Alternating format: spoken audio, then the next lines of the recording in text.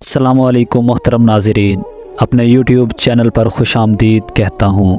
جیسا کہ آپ سب کو پتہ ہے کہ انتخابات نزدیک آ رہے ہیں، تمام سیاسی رہنما مذہبی چورن زور و شور سے بیچنا شروع کر دیں گے۔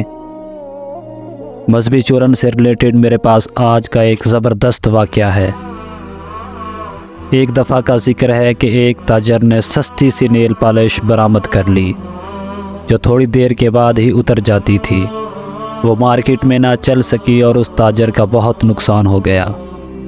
وہ پریشان حال مارا پھر رہا تھا کہ کہیں اسے ابن رشد کا یہ قول سنائی دیا، اگر جاہلوں پر حکمرانی کرنا ہو تو ہر باطل پر مذہبی غلاف چڑھا دو۔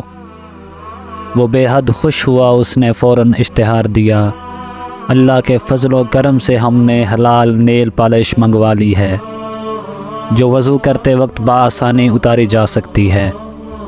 یہ سنتے ہی عورتیں دھڑا دھڑ اس نیل پالش پر ٹوٹ پڑی اور اس تاجر کا کاروبار چمک اٹھا۔